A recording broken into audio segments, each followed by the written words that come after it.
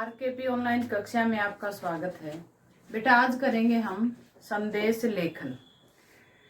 जैसा कि आपको पता है कि सीबीएसई बोर्ड ने अपने सिलेबस में कुछ बदलाव किए हैं, तो 9वीं क्लास में संदेश लेखन एक नया पैटर्न लागू हुआ है। यानी कि अब तक हम निबंध लिखते थे, ठीक है, पत्र लिखते हैं, संवाद लिखते हैं, ठीक है। तो ऐसा ही हमारा क्या है, संदेश लेखन। ये लगभग 19-20 सालों से बोर्ड उससे पहले हुआ करता था हिंदी विषय में, उसके बाद अब लागू किया गया है। तो प्यारे बच्चों ध्यान से देखना है, तो नई चीज है तो थोड़ा सा फोकस करना है आपको कि संदेश लेखन होता क्या है। वैसे तो बेटा आप इंग्लिश में मैसेज राइटिंग सीखते हो ना, लेकिन इंग्लिश में जो आप मैसेज राइटिंग सीखते हो वो मैसेज राइटिंग सिर्फ और सिर्फ विद्यालयी स्तर तक होता है, ठीक है। लेकिन हिंदी भाषा में सीबीएसई बोर्ड ने एक शर्त लागू की है कि बच्चे की अपनी रचनात्मकता से अभिव्यक्ति हो, तो उसका ब्रॉड दे दिया है, यानी कि विस्तृत है, बहुत बड़ा है। अगर संदेश को हम देखें तो बहुत इसका वृहद रूप है, बड़ा रूप है।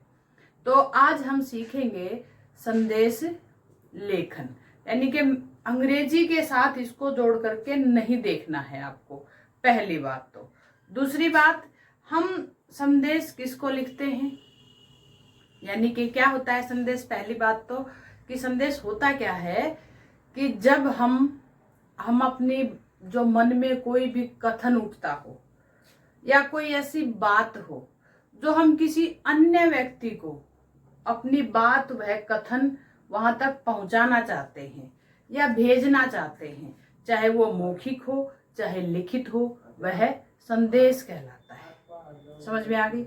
ध्यान रखना है कि देखिए एक बार इसकी परिभाषा देखिए, किसी भी कथन या बात को मौखिक या लिखित रूप से एक व्यक्ति से दूसरे व्यक्ति तक पहुंचाना या भेजना हो तो वो क्या होता है, संदेश कहलाता है। ध्यान दीजिए कि चाहे तो हम मौखिक तौर पर अपनी बात बताएं या लिखित तौर पर। अब हम जब सीख रहे हैं तो सीबीएसई बोर्ड हमसे लिखवाएगा, ठीक है, ये बात समझ में आ गई। तो हमें लिखना है ना कि बोलना है। वैसे संदेश का मैंने आपको सही अर्थ बता दिया है। तो हम संदेश लिखते वक्त ध्यान रखना है कि सबसे पहले संदेश ऐसे ही नहीं मन में बात आई वही लिख दिया। सीबीएसई बोर्ड हमें प्रश्न देगा, उस प्रश्न के आधार पर संदेश किस प्रकार बनेगा हमें वो ध्यान रखना है। ध्यान से हमें प्रश्न पढ़ना होगा, ठीक है। कई बार क्या करते हैं कि इसका गलत मीनिंग दिमाग में चला जाता है, संदेश का गलत अर्थ चला जाता है कि कोई भी सूचना हो इधर से उधर भेजनी है। हमें सूचना और संदेश में अंतर जानना है बेटा। देखिए ध्यान दीजिए कि सूचना और संदेश में हमें अंतर स्पष्ट करना है। क्या करना है, सूचना तो हम किसी के लिए भी दे सकते हैं, लेकिन संदेश उसी के लिए होगा जिस तक हम पहुंचाना चाहते हैं। समझ में आ गई। जो बात या जो कथन हम जिस व्यक्ति तक पहुंचाना चाहते हैं और वहां तक जो पहुंच गया तो वह संदेश, और दूसरे लोगों तक भी अगर वो बात पहुंची तो वो एक सूचना बन जाती है। ध्यान रख लेना, सूचना और संदेश में बहुत बड़ा अंतर होता है। कहीं आप ये इस चीज को समझ करके कि सूचना और संदेश एक जैसा ही होता है, नहीं। सूचनाएं नहीं भेजनी, क्या भेजना है, वही बात जो हम किसी एक व्यक्ति को या किसी एक समूह को भेजना चाहते हैं और वह बात उन तक पहुंच जाए तो वह संदेश बनता है, ठीक है। समझ में आ गई। अब देखते हैं बेटा कि संदेश कैसे लिखते हैं। पहली बात तो संदेश के हम भेद जान लेते हैं कि संदेश के कितने भेद होते हैं। सीबीएसई बोर्ड ने स्पष्ट रूप से लिख करके दिया है कि संदेश के भेद 3 प्रकार से, यानी कि अंग्रेजी में आपने मैसेज राइटिंग की ना, तो वो सिर्फ विद्यालय स्तर पर था। तो ध्यान रखना है आपको कि हमें हिंदी भाषा में ये बड़े स्तर पर लिखना है। ठीक है, पहली बात तो संदेश क्या होता है, बिल्कुल जो बात कही जाए कैसे लिखेंगे, पहली तो कि हमारी बात या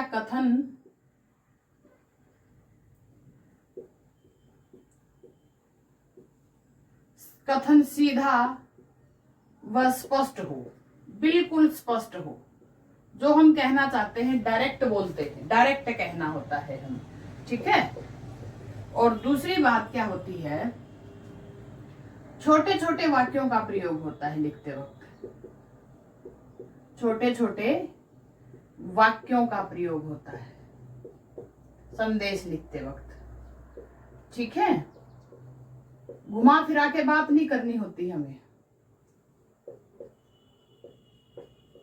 और नंबर 3 हमारा होता है भाषा बिल्कुल सरल और स्पष्ट हो, भाषा सरल और स्पष्ट हो। ये ध्यान रखना है मैसेज में कि हम जो कहना चाहते हैं, मान लिया हमने ऐसे क्लिष्ट शब्दों का यानी कि कठिन शब्दों का प्रयोग कर दिया और उन कठिन शब्दों का अर्थ लगाने में ही व्यक्ति रह जाएगा, तो उसको वो संदेश कैसे मिलेगा। ठीक है, तो भाषा कैसी हो, बिल्कुल सरल हो, सीधी हो, स्पष्ट हो। जो हम कहना चाहते हैं वो बिल्कुल डायरेक्ट बोलना है, सीधा कहना है, और क्या करना है, छोटे छोटे वाक्य में हमें अपनी बात को सामने रखना है। ठीक है बेटा, ये 3 चीजें ध्यान रखनी है कि हमारी बात सीधी हो, स्पष्ट हो, छोटे छोटे वाक्यों में हो।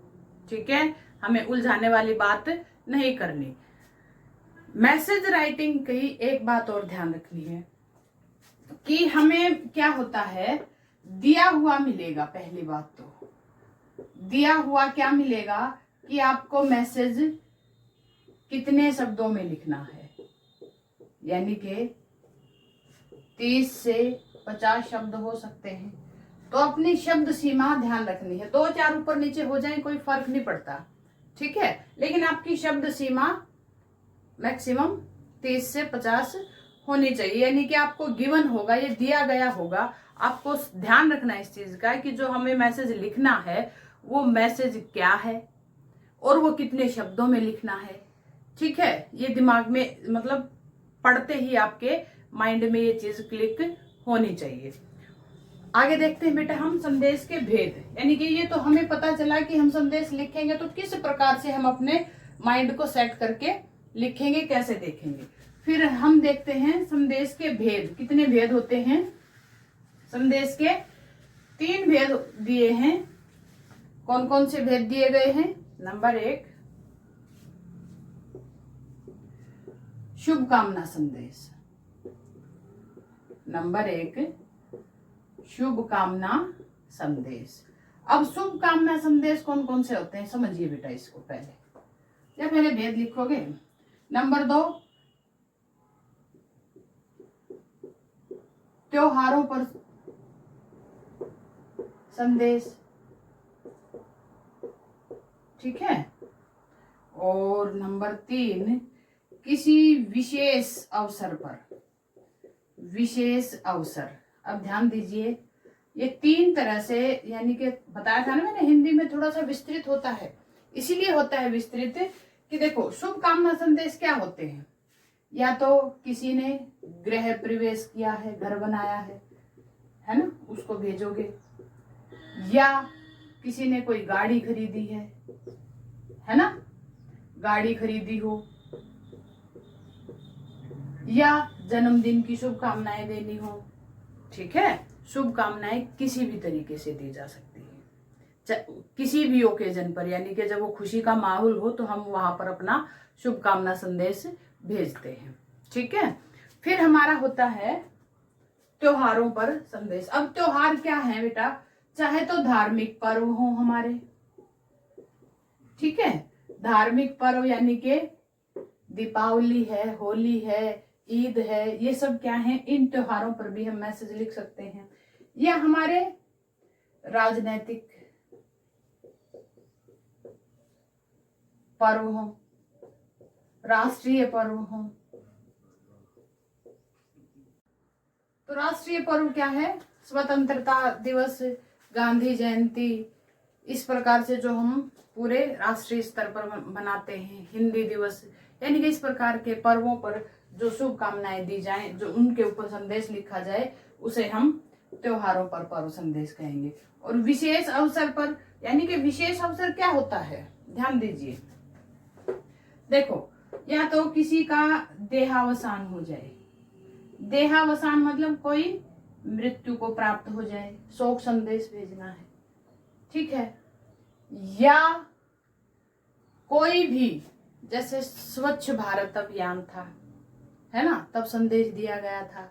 अब जैसे कोरोना पर संदेश भेज रहे हैं, तो वो सब क्या है? विशेष अवसर, यानी कि कोई विशेष अवसर आएगा, ये नहीं कि वो मतलब ऐसा नहीं होगा। तो इस प्रकार से औपचारिक और अनौपचारिक दो तरह से बंट जाते हैं। औपचारिक तो क्या होते हैं? जो मतलब विशेष अवसर पर जो सरकार द्वारा प्रदत्त होते हैं, और बाकी सारे बच के क्या? अनौपचारिक, यानी कि अनौपचारिक में संदेश ज्यादा होते हैं और औपचारिक संदेश बहुत कम होते हैं। समझ में आ गई? तो हमें ध्यान देना है कि संदेश 3 प्रकार के होते हैं: शुभकामना संदेश, त्योहार या पर्वों पर संदेश, या कोई विशेष अवसर है तब हमें वो संदेश देना है, ठीक है। विशेष अवसर यानी कि अगर मैं मान लिया चुनाव में उम्मीदवार हूं और मुझे वोट चाहिए, और मुझे जिस जिस व्यक्ति तक अपना संदेश पहुंचाना है, तो मैं वो अपना एक संदेश टाइप करवा करके वहां तक भिजवाते हैं। चुनाव चिन्ह आदि का वो भी एक संदेश होता है, ठीक है। अब ध्यान देना है कि हमें संदेश लिखना कैसे है। अब देखो, संदेश का पहली बात तो कि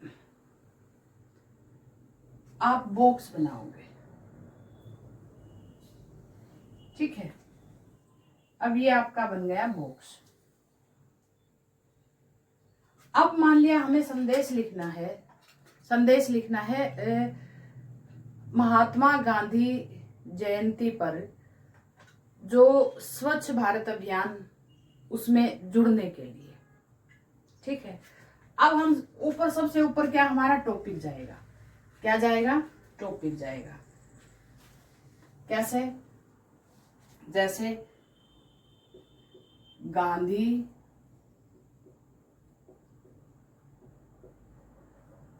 जयंती के सुअवसर पर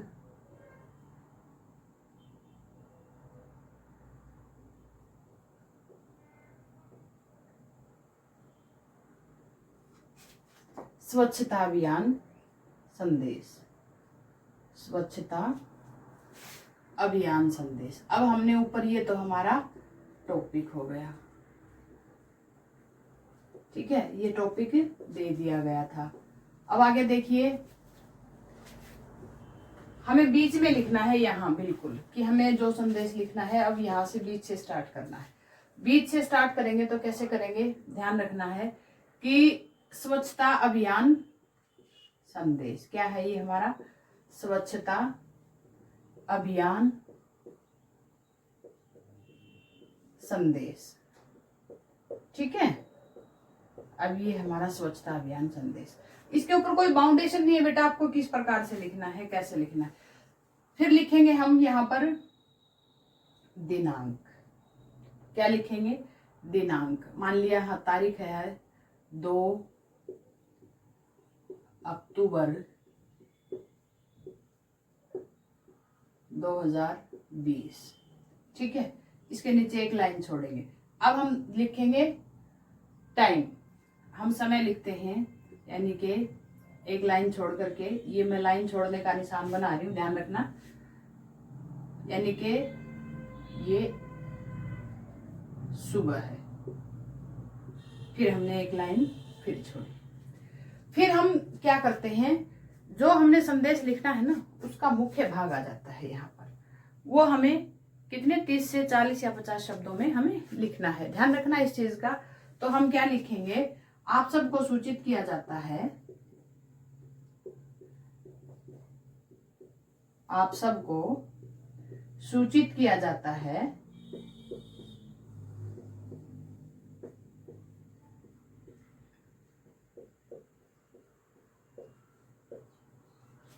कि गांधी जयंती पर स्वच्छता अभियान से जुड़ने का प्रयास करें और रामलीला ग्राउंड या मैदान में एकत्रित हों। इस प्रकार से हमने किया। तो यहाँ फिर हम क्या है, नीचे एक चीज ध्यान और रखनी है कि हम जब पत्र लिखते हैं तो भवदीय, भवदीया, आज्ञा, आज्ञाकारिणी, आज्ञाकारी ऐसा लिखते हैं ना, यहाँ नहीं लिखेंगे। यहाँ एक लाइन छोड़ेंगे और अपना नाम लिख देंगे। ठीक है, एक लाइन छोड़ा और अपना नाम लिख दिया। ठीक है, जिसकी ओर से संदेश जा रहा है वो अपना नाम लिख देगा। ये आपका संदेश लिखने का तरीका है। और फिर और भी अगर नीचे लिखना चाहो तो एक लाइन छोड़ करके आप अपना पता भी दे सकते हो। मैंने अभी कहा कि इसमें कोई ऐसी बाउंडेशन नहीं है, लेकिन हाँ थोड़ा सा हमें जो सीबीएसई की तरफ से जो प्रारूप है उस प्रारूप का ध्यान रखना है। डेट गलत नहीं करनी है, डे नहीं छोड़ना है, लाइन का ध्यान रखना है कि जो हमें चीजें बताई गई हैं, जो वर्ड लिमिट है, हमारी शब्द सीमा है, उस पर ध्यान रखना है। फिर नीचे भवदीय या भवदीया नहीं लिखेंगे क्योंकि वो पत्र में लिखा जाता है, मैसेज में नहीं लिखा जाता, संदेश में नहीं लिखा जाता। और नीचे अपना नाम और एक लाइन छोड़ करके अपना जो भी एड्रेस है। ठीक है, तो इस प्रकार से हम संदेश राइटिंग करते हैं, संदेश लिखते हैं बेटा। तो उम्मीद करती हूँ आज आपने नया टॉपिक सीखा है। बहुत सालों में यह टॉपिक सामने आया है और बड़ा रुचिकर भी है क्योंकि बहुत बड़ा है। ध्यान रखना है आपको, संदेश किसे कहते हैं कि अपनी बात या कथन जिसे हम पहुंचाना चाहते हैं उसी व्यक्ति तक पहुंचे तो संदेश, और उस व्यक्ति तक ना पहुंचे और बाकियों तक पहुंच जाए तो वो सूचना बन जाती है। तो हमें लिखना है संदेश, ध्यान रखना है। ठीक है बेटा, तो संदेश के ध्यान रखने योग्य बातें क्या होती हैं? नंबर 1 बात हमारी सीधी और स्पष्ट और डायरेक्ट बात बोलनी है, हमें घुमा फिरा करके क्लिष्ट भाषा में, कठिन भाषा में इसका मतलब इसको ऐसा होच पोच नहीं कर देना कि हम ऐसे कठिन शब्द जानते हैं और वो ऐसे यूज करेंगे। नहीं, हमें सिर्फ सीधी स्पष्ट सरल जो बात हमें कहनी है वो एकदम से कह देनी है। ठीक है, औपचारिक तरीके से भी और अनौपचारिक तरीके से भी। समझ में आ गई? शुभ संदेश हमारे 3 प्रकार के होते हैं। शुभकामना संदेश, पर्व या त्योहारों पर संदेश, या किसी विशेष अवसर पर कोई संदेश। ठीक है, अगली वीडियो में फिर मिलते हैं बेटा एक नए संदेश के साथ। तब तक अपने घर पर रहिए, सुरक्षित रहिए और अपनी पढ़ाई को जारी रखिए।